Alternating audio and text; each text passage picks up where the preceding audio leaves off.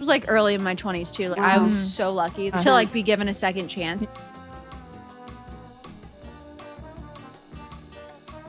The next day, my pill bottle was like completely empty next to me. I had drunkenly overdosed and don't remember. You have to learn how to deal with your emotions like without alcohol. Like you have to actually sit in your feelings. Yeah. When I got out of rehab, I like got the ankle bracelet, took it off. It was so liberating. And I had like a nice tan line. Did you see Dancing with the Stars with the girl thing? Yes. I was like, oh, that brings me back to rehab. So upset about my drinking. I was like, I'm just gonna get drunk the whole day. I was like, what am I gonna do at my wedding? I'm not gonna be able to have champagne. Someone told me, they were like, sweetie, you're not gonna have a wedding if you keep drinking. That's why I say my 20s are fabulous, because I've been able to turn it around.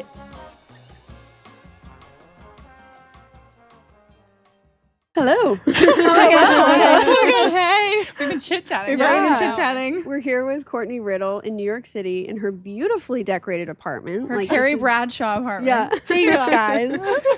We're obsessed. Courtney, thank you for being here. Thanks for making it work, guys. Of course. Of course. So for our audience, Courtney is 2+ years into her sobriety journey, which is like an amazing accomplishment. And she did all of this in her 20s. So we're really excited to speak with her about her 20s and sobriety specifically in her 20s. Yeah. Thanks. Yeah. And speaking of sobriety, we are very lucky to have some Bureau samples with us today. We picked them up on Tuesday morning, and we cannot wait to try them. Thank you. I'm actually super excited. Yeah, me too. We're super hyped. Thank you, Jackie, Daniela, and Chloe at Bureau. You guys, You were lovely so ladies were very lovely. kind and accommodating, and we're very excited to try everything. So we're let's really crack them excited. open. Yeah. Okay. I'll wait for you guys. Okay. We can do a little cheers. Yeah. Okay. Cheers. Cheers. Woo. Okay, yum. Wait, that's really good. Yeah. That's good. It's fruity. Okay, I actually like that. I That's really so like good. it. Ooh. This one's noon wheat. I love the packaging too. Yeah. I know. I like how it's like all gold. So, Courtney, to start off, 3 words to describe your 20s. Oh my gosh, maybe I should have looked at the question. I'm just kidding. Oh wow. Oh my gosh, I'm also about to be 27. I still have 3 more years left in my 20s. Wow. Okay. Yeah. Just so far then. Yeah, so far. I would say exciting. Maybe this is like 2 words in one, but eye-opening. Mm-hmm. And exciting, eye-opening, and honestly fabulous. Cute. I love Your that. apartment has that vibe. Yeah. Her apartment is fabulous. No, it's Energy. literally like the apartment of a rom-com character right Yeah, now. yeah. We love it. Yeah. So we can jump right into sobriety if you're okay to talk about that. Like, Yeah. when did that start for you? How did that journey start? Why did you start Because I it? think you said that you started drinking at a really young age, and that was what kind of sparked. Yeah, so The I had my journey. very first drink. I was in 8th grade. It was me and like my 3 other friends, and I like had my first tequila shot, and I haven't drank in a while, so I don't know, but like, do you know that burning feeling you get? Yeah. Yes. Like from taking a tequila shot, and I remember like getting that and then feeling drunk, and I was like, oh, this is kind of cool. like Not really till I knew what the tequila did to me, but that was my first time I drank. And then, one time, like maybe I was in 9th or 10th grade. There's like, I grew up in Greenwich, Connecticut, and there's this place called Greenwich Avenue where like there's all these shops. My friends and I like thought it'd be really fun one day to like get drunk and then go shopping.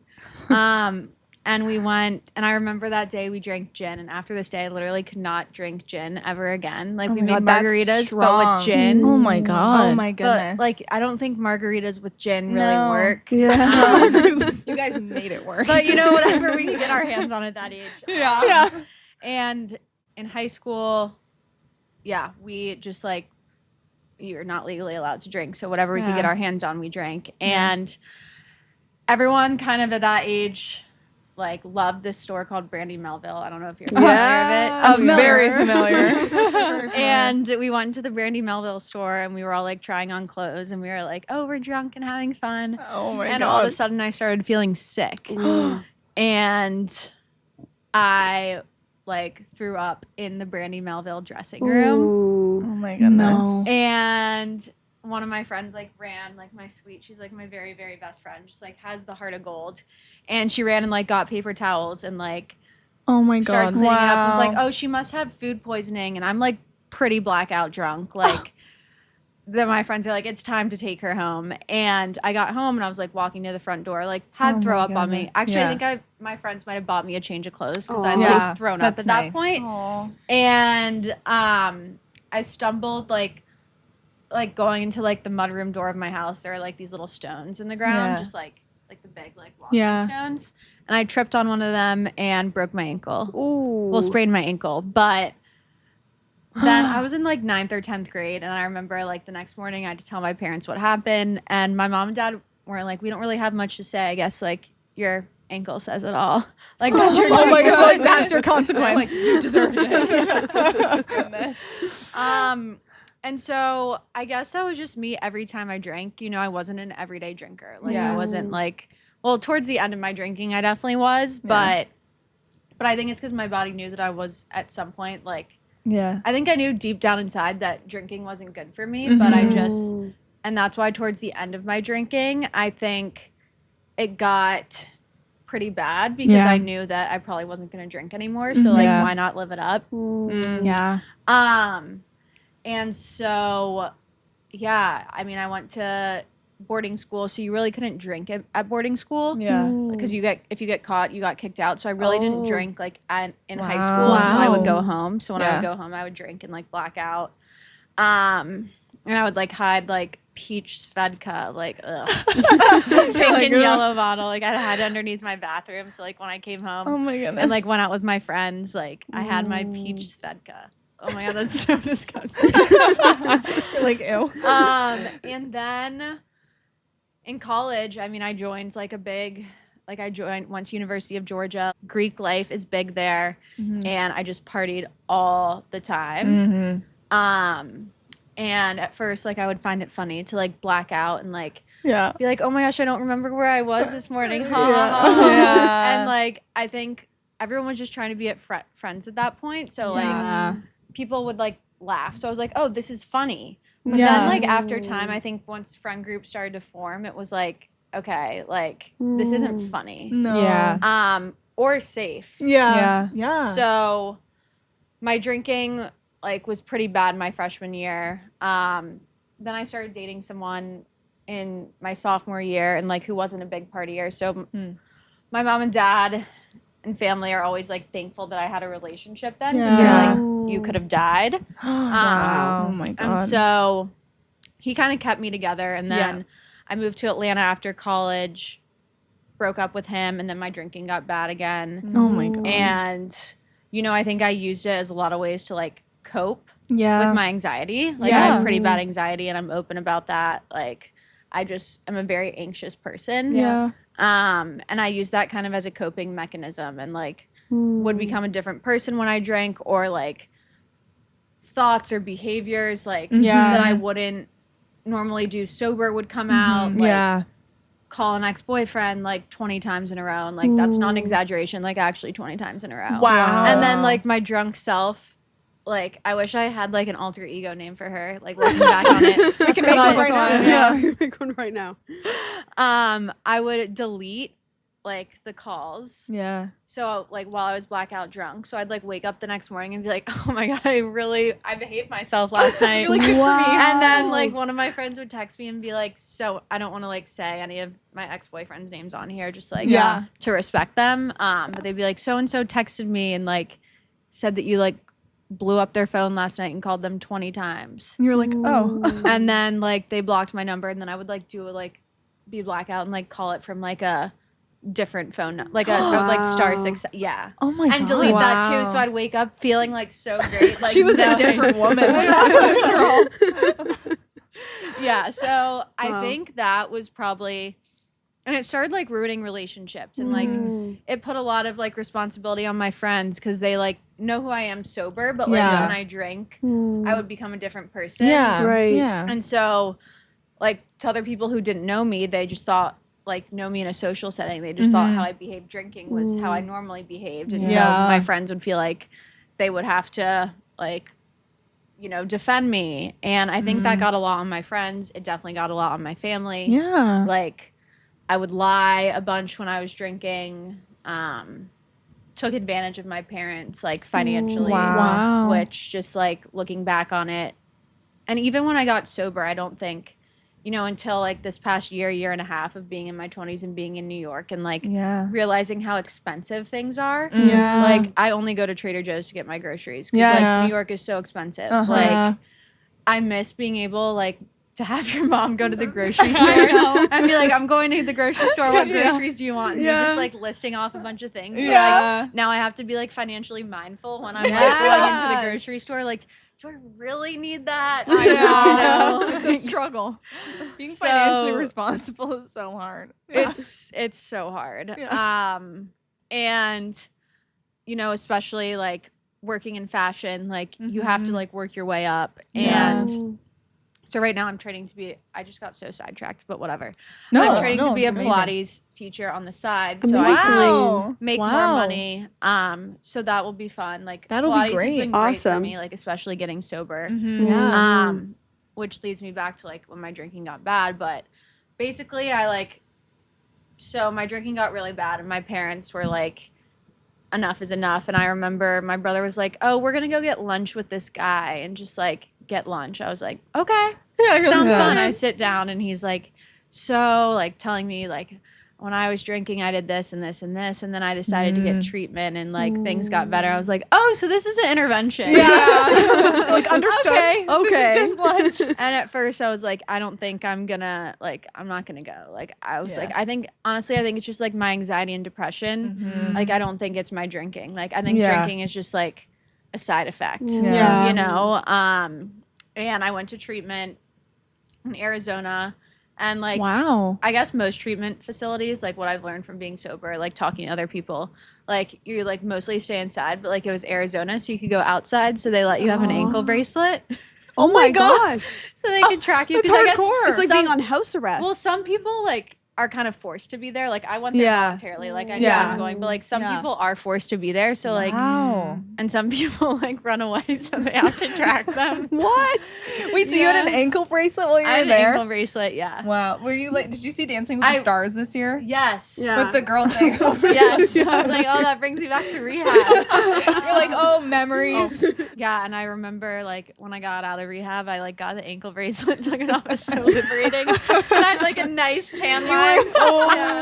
You were literally free. But while I was there, I, like, wouldn't go to any AA meetings at rehab. I was like, no, I don't, like, they have, like, alcohol focus groups. And I was like, no. Like, it's just my anxiety and depression and just, like, stuff that happened to me when I was little. When meanwhile, like, it really, like, after I got out of rehab, I started drinking again. And things actually got way worse. And, like, I started dating someone who I was like, oh my gosh, this is the perfect person for me. Like, he's so great. Like, we have so much fun together. And, like, I ruined that with drinking too. And I think that's, like, that happened. And then, like, my very best friends who were super close to me, all my friends that grew up in Greenwich with me, started, like, distancing themselves from me and, like, started reaching out to my mom, being like, they were worried about me. And I was like, this is kind of it for me. Like, my drinking is, like, really bad. And I remember being in New York City and I was just like, I got invited to go to, like, a fashion show that day by, like, someone who was, like, very well known in the fashion world. And I was like so upset about my drinking. I was like, I'm just gonna get drunk the whole day. And, like, that's what I did. I didn't go to the fashion show. Like, that could have been, like, a step in my career for me. Like, didn't do that.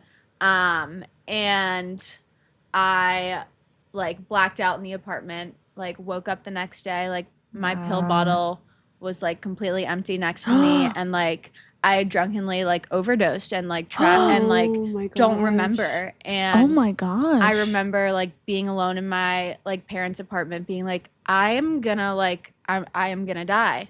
I called my doctor and was like, I basically tried to kill myself and don't remember. And oh my God. They, she was like, yeah, you should not be alive right now. Like, you had a 2% chance of surviving. And that is so scary. I remember being like, what do I do to get this out of my system? Like, it wasn't like I bought an illegal drug. Like, I was, like, overdosed on, like, I mean, still, like, I mean, I guess that's why scary. I guess that's why, like, yeah, it was so scary. Mhm. And I was like, that's it for me. Like, that's it for me. And I know some people who have like gone through similar stuff are not open about like what their rock bottom is, but like mine, it's like scary to admit, of course. And like I did try to kill myself. And I'm like so lucky that I was given like a chance to this was like early in my 20s too, like 23, and like I was so lucky that I was so able young. to like be given a second chance. And I think that's why I say my 20s are fabulous, because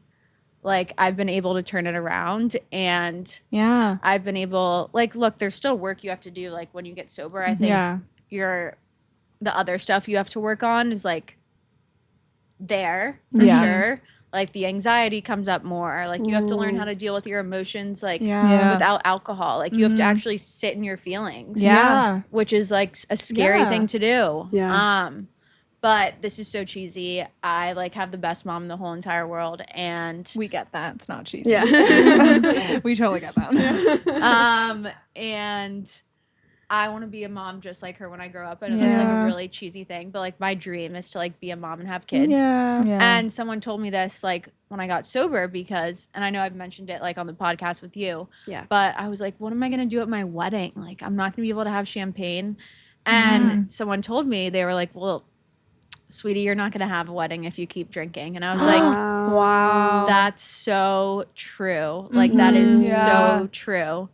And so, you know, getting sober, like, there's so much more to my life. Like, I go to the gym every day. Like, I enjoy working out. Like, I enjoy spending time with people I care about.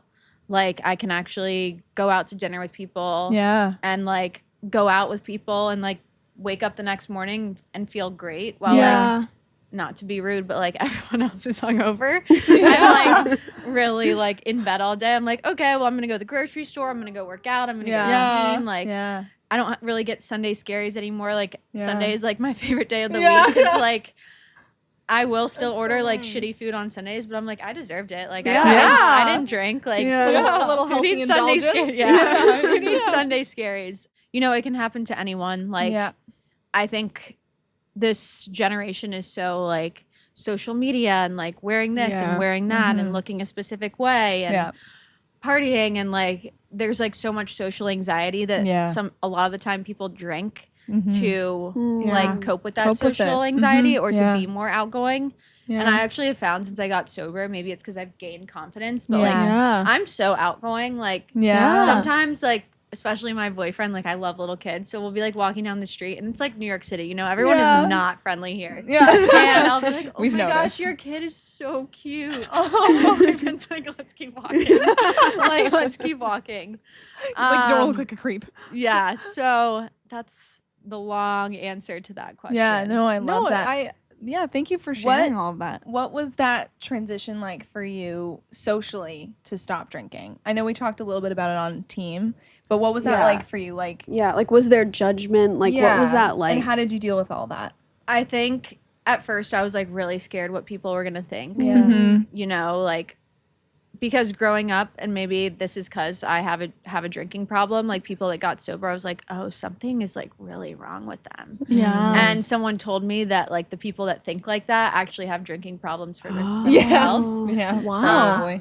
Which is funny. Not funny, but, like, that was me. Like, I would hear, like, so-and-so's dad is, like 20 years sober. And you were like, what's wrong with that? I was like, oh, that's a little scary. And I think also just, like, growing up in the South, going to college in the South, like, being in New York, everything is so much more talked about. Like, I think right now, I'm trying to work on not saying like, so I wonder how many times I say like in this podcast. We are also my guilty. dad's like, whenever we're on the phone and I say like, or exactly like that. My dad's like, okay, slow down. Like, realize how many times you say like in a sentence. My dad's the same. I think it's a like dad thing. our parents' generation. Yeah, exactly. Like, guys, stop. What was I saying before that?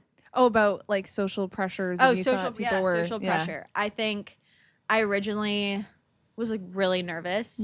But then I realized, like, and a lot of sober people don't like going out, and I get it because a lot of people who have drinking problems they just like loved alcohol, and Yeah. my thing wasn't necessarily that I loved alcohol. It was just like I loved that it, made me feel a certain way and take away my anxiety. And like you didn't have to worry about everything. Like a main thing for me was like when I got to college and I was single, I would drink and like I could flirt with guys because like I had that confidence. So I was like, why not?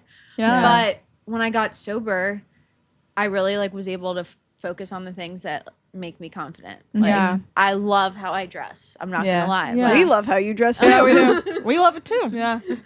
And no, sorry, go ahead. No, you go ahead. No, I was just gonna ask because then, like, how did that affect your career?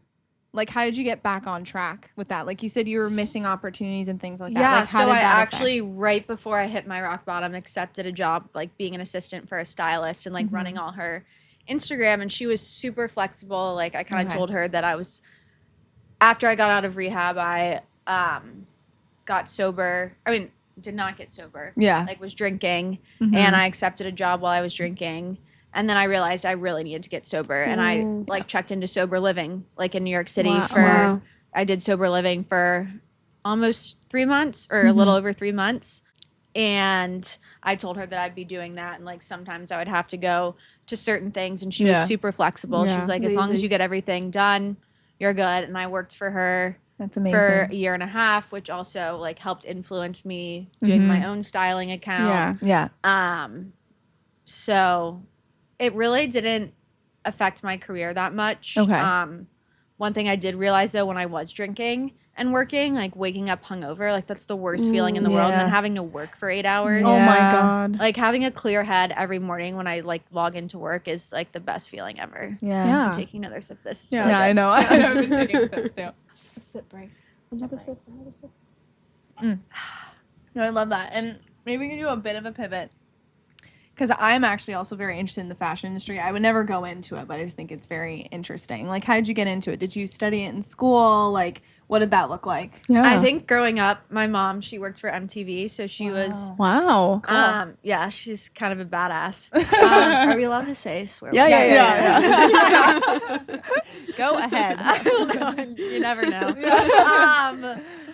And she always had really cool style. And growing up, she would always dress me. And I remember, I don't know if you guys were like this growing up and your mom would dress you. Like, I didn't like what she wore, like, put me in. But looking back on it, like, I was a pretty chic kid. That's funny. And then I started, developing my own sense of style. And I feel like style is kind of my way to, like, be me.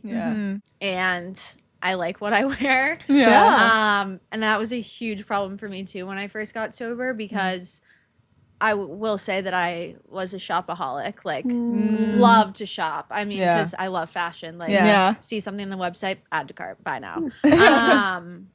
And that's something that now that I'm, like, financially independent is, like, really, really hard. Like, I can't buy, like, a cult guy a dress that I really want. Like, like, oh, I cannot afford $800. Like, that, no.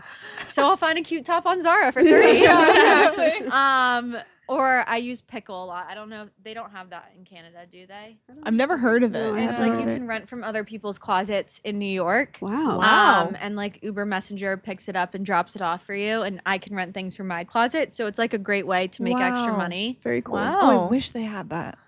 Oh, man. Yeah. That's been great, too, because instead of buying something, like, I can rent something for super cheap. Yeah. That's really cool. And then, that's basically how I got into fashion. Just, I think my mom, I love clothes. I love to shop. And then people started telling me I had really good style. So obviously, like, I was like, okay, I'm going to start my fashion Instagram account. And it's fun. Like, has that helped your job search or, like, helped you get a job? Your Instagram fashion account? Somewhat. Like, I've had brands reach out to me and send me stuff, which has been, like, a way to make extra money. I think it's good to have on a resume, especially if you're working in fashion. Yeah. And what's your, like, ultimate goal in the industry? Like, where do you want to end up in the fashion world?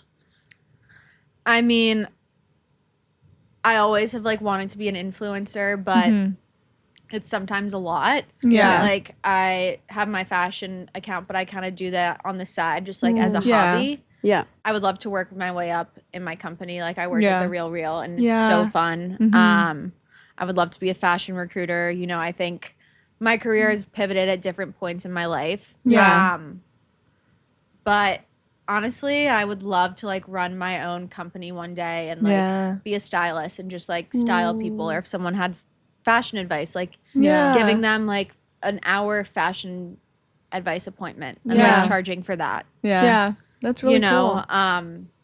as cheesy as it is too, like I eventually just want to be a mom. So Yeah. Yeah. I'm not saying I want to like get married and like have kids and that be that. Like I definitely Yeah. still want to work, but being a mom is like a huge part of what Yeah. I want to do too. I love so that you sweet. said that because I think most women do want to be moms, and sometimes we feel like we have to choose between work and being a mom. But you can do both. Yeah. Yeah. Exactly. Did your mom do both growing up? She did both until after she had my oldest brother. Well, I'm Yeah. the oldest, and then I have another brother, and then twins. And Yeah. when she had my brother William, and then got pregnant with the twins, she was like, "That's it." Yeah. I think the twins really yeah. did it for Yeah. her. Yeah. She's Yeah. like, that's enough. And we were, And they were kind of surprises too. Like it wasn't planned, so it was just Oh, like, wow. A boom. surprise twins. That's crazy. Yeah. yeah, that's intense. That's we, like a double surprise. we're actually here in New York City, and we were here during Met Gala Monday. And are you obsessed with the Met Gala? Like, yeah. okay, Yeah. I want to hear about that. Like living in New York, the Met Gala every. Yeah, and like working that. in the fashion industry, like I mean, does I it- would love to get invited to the Met Yeah. Gala. Yeah. Like, Yeah. that's Yeah. my dream. Yeah. I would love to get She's invited like, I'm to the gonna Met scratch being a Gala. mom. It's getting to the Met Gala. Hold that thought. Yeah. I love the Met Gala. Like it's, you know, I feel like, I mean, I love sports too. Like I actually Yeah. love Yeah. watching sports. I Yeah. think it's because I grew up with all brothers. Yeah. You're in the right city, And that is kind of a plus. Like, I'm not single now, obviously, but like when I was single, Yeah. knowing a lot about sports and actually like liking sports, Yeah. guys kind of like that. So Like that was dating great. advice, learn some sports.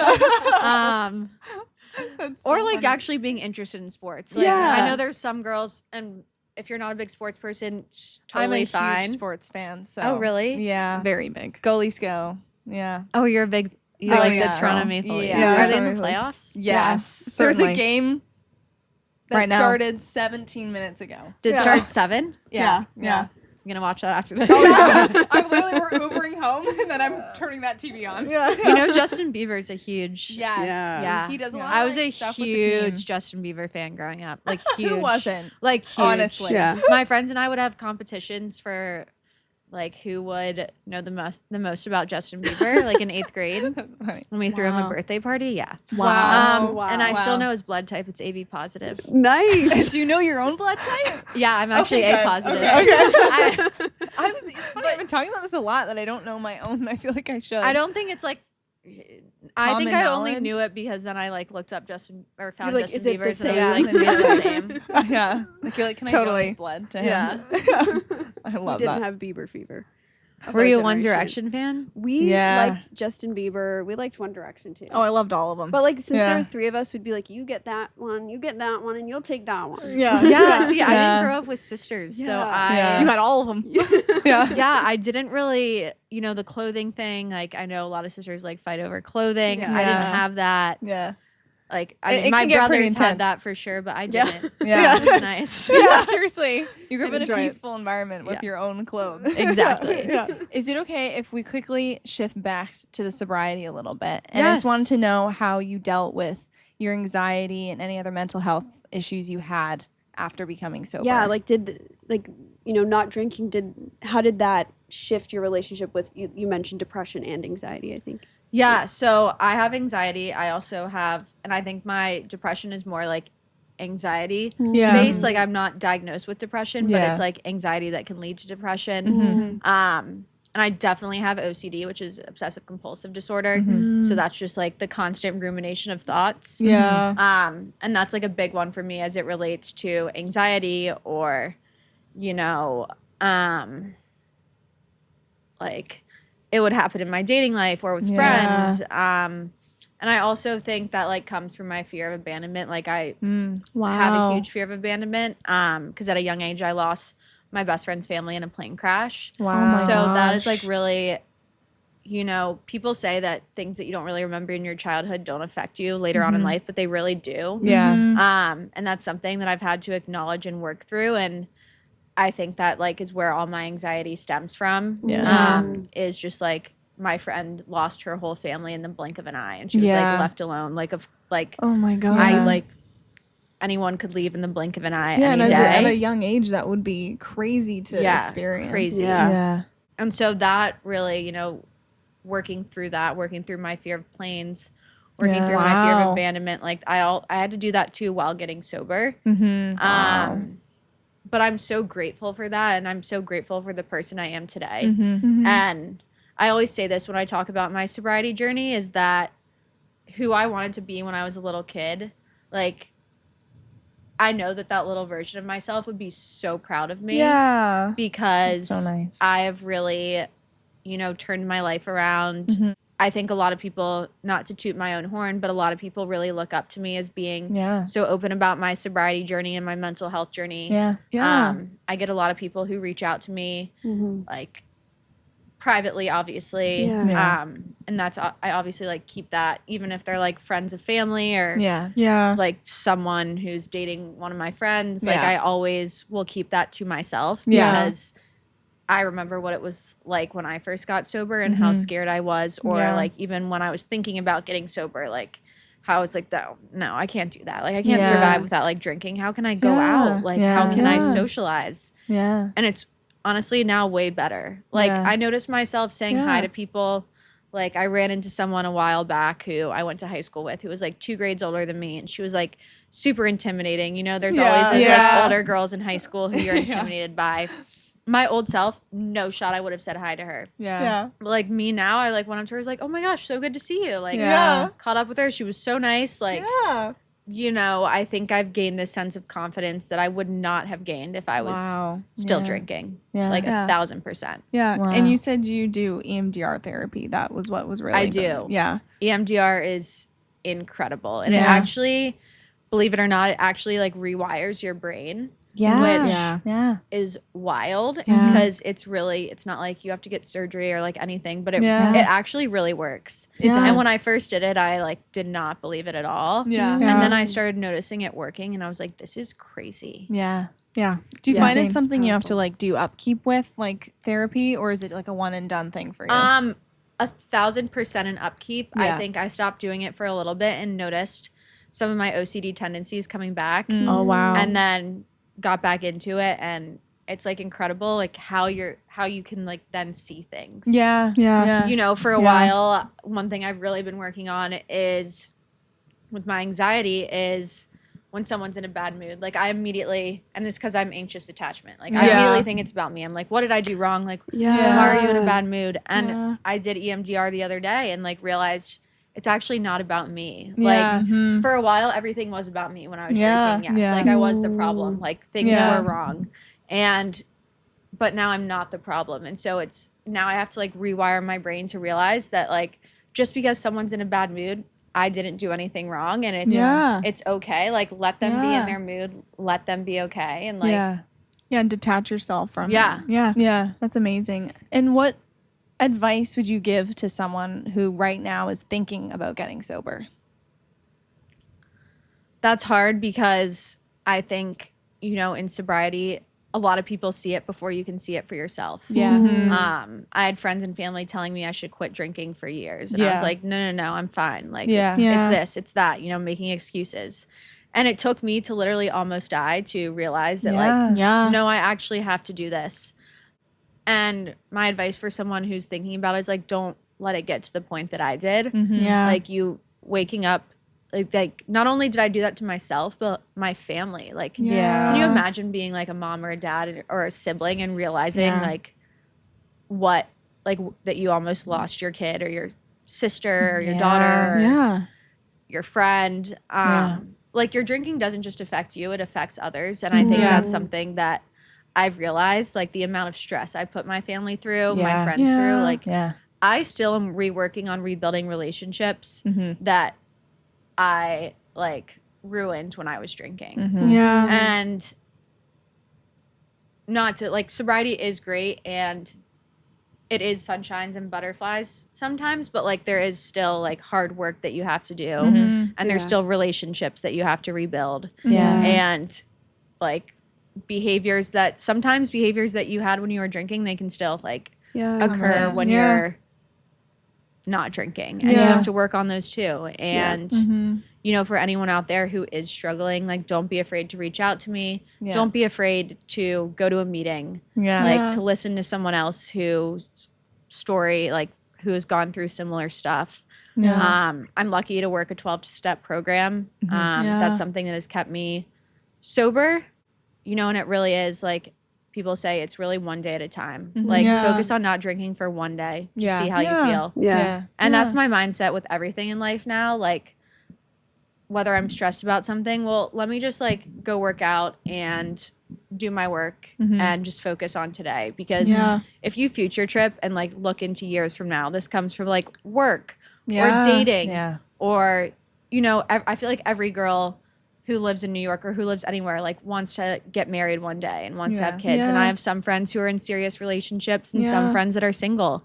And, you know, I think and I even did this when I would go on first dates, like, oh my gosh, do I see myself marrying this person? Like, is this my husband? It's like, just focus on the one date, the one moment, like be in the present. Don't think about the future.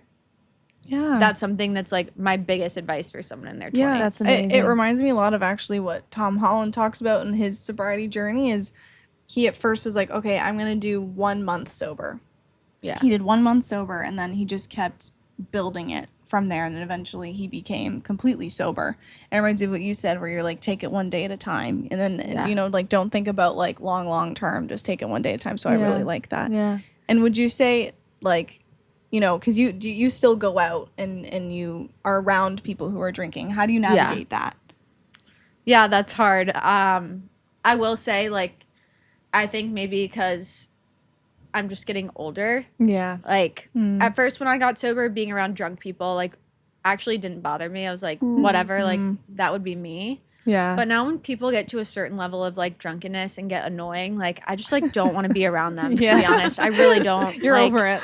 I'm really over it.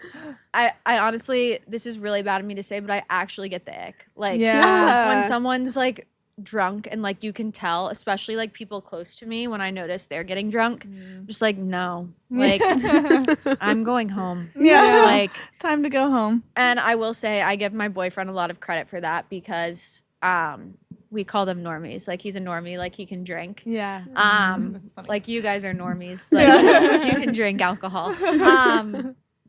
But like I really respect him. Like when I'm ready to go home, he'll go home with me.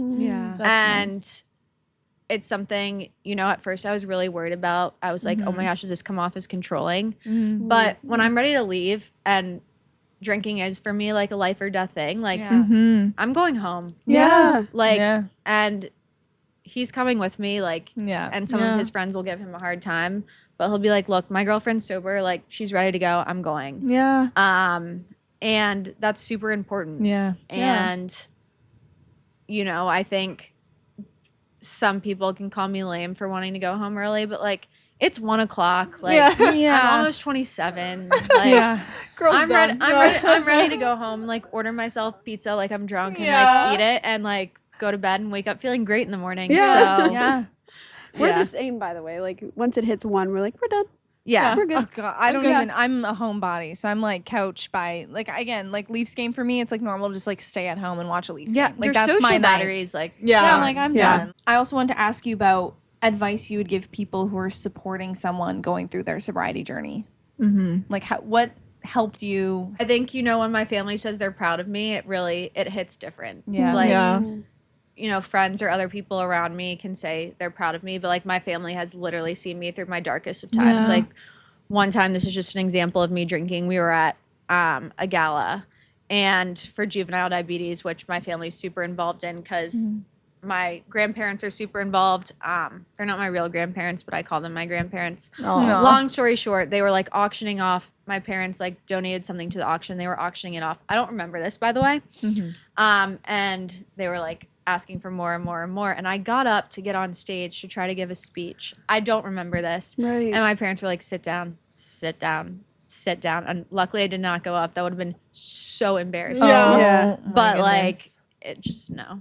Yeah. No. Yeah. And so to have my parents who've like seen me do embarrassing stuff, like Yeah. I've done some pretty embarrassing things. Yeah. To have them say they're proud of me, or to have my brothers say they're proud of me, or like honestly, my boyfriend, I've definitely we dated for a little bit when I was drinking. I definitely put him through the ringer too, like having him say he's proud of me, or even like my friends. You know, I've lost some friends along the way. Yeah. And that was really hard for me to accept and digest. Like, I've never like gone through a friendship breakup, and I'm like telling you that it's going through a friendship breakup is really tough, but it's allowed me to realize who my real friends are, and like my friends who have stuck by my side through thick and thin, like, and who have really seen me grow and change into this amazing person. And it's sad because like some of my friends who I have lost, I wish that they knew the Courtney I am today rather than the Courtney I was. But I'm thankful for the friends I have. I make new friends. New York is such a big city. There's so many different people you can meet, which I kind of love. Like I love having friends from like in different friend groups. And that's another thing about being in your 20s. I think for me, I'd rather have like really close friends than like a bunch of like, you know, going out friends or like party friends. And your real friends will know who you are. Like they know what bothers you. They know like your anxiety and know you for you. And that's honestly all I need. I So, feel like real friends see you for who you are. You know, like they would know that that's not truly you, and you know they probably saw the version you were becoming, your true friends, and stuck around because they saw who you were becoming. And my friends who are listening, like my 4 friends, they know who they are. Not to like, I won't say their names, but like I don't Shout know. out. Shout out. That's so cute. The 4 of them, they know who they are. Like they've stuck through my side. We all grew up in Greenwich together, and they've literally stuck through my side like no matter what. That's so. beautiful. You know, they sent me flowers while I was in rehab. They sent me flowers like when I was in sober living for my anniversary.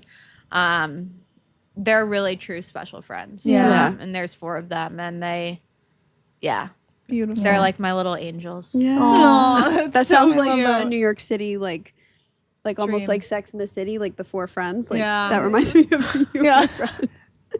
It's so sweet. In my Carrie Bradshaw apartment. Carrie Bradshaw apartment. One thing that I was thinking about talking with you is, in your 20s, do you feel like your beliefs have changed, or like your definition of success has changed at all? And like, how has it transformed?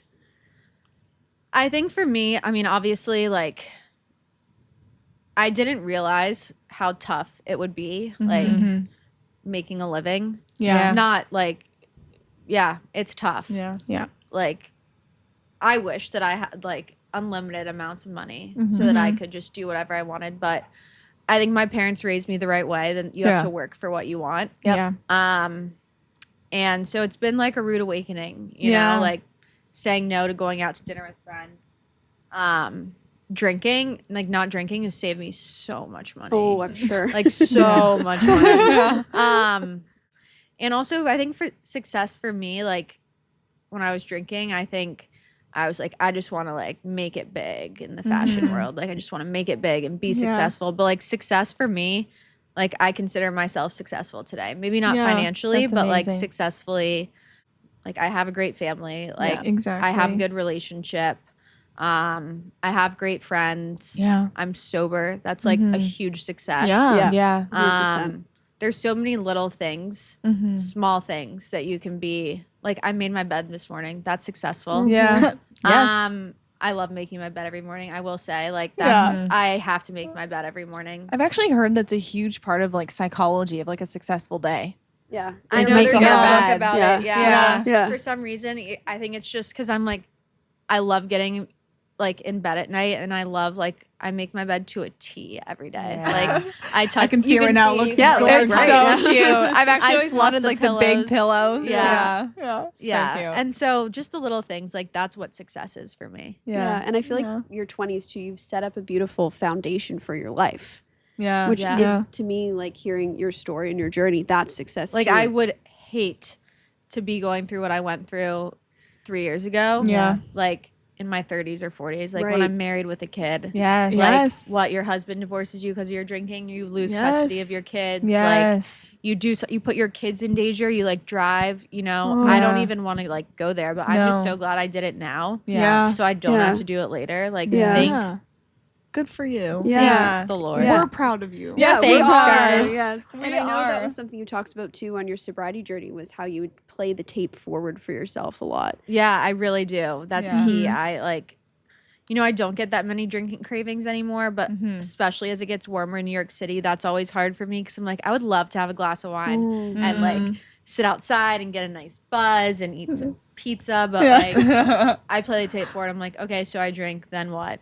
Yeah. I'll immediately get blackout probably because I haven't drank in 3 years. Like 2 Yeah. glasses. I was also like very low tolerance. Like 2, 3 Yeah. glasses of wine would send me over the edge. I'd Yeah. probably Wow. be calling an ex-boyfriend. Yeah. I'd Yeah. probably be like running around the city like a madman. Like who knows what I would be doing. Yeah. Yeah, that's and right when I start playing the tape forward, I'm like, nah. No. I get the Yeah. ick, honestly. I'm like, Yeah. I'm good. Yeah. That alter ego gives Yeah. you ick now. Yeah, oh Whoever my gosh. she is, I don't know her. I don't know what she's doing now, but Yeah. she's out there somewhere tearing it up. She's running the streets of New York right now. That is so No, funny. she's probably in Paris, like running from an ex-boyfriend. They're like, stop calling me. That is too good. Literally. Can I come visit you guys in Toronto? 100%. I've never been to Canada. Please come. please. It's a beautiful city. It really What's is. the going out scene like there? Good. It's a It's lot like nice. New York. Like Yeah. there's a city portion where it's like Yeah. there's How's dating there? restaurants and Yeah. not I'm great. Not very good Yeah. at podcasts. I'm Yeah, like, I know. Matt, It's Matt, not Matt, Matt, It's I'm okay, on the the block. dating scene in New York is not that great No. either. yeah. But Really?